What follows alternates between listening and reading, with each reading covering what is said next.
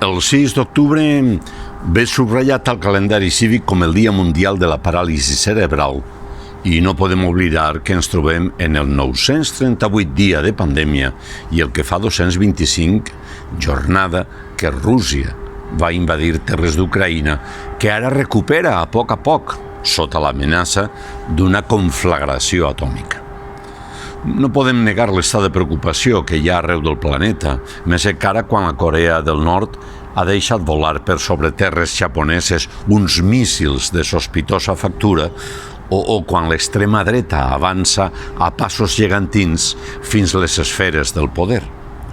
Si em permeteu la simplicitat, avui diré que gran part d'aquests temes es poden resoldre amb més cultura i el que equival a més escoles i menys policia, en contra del que es puga semblar.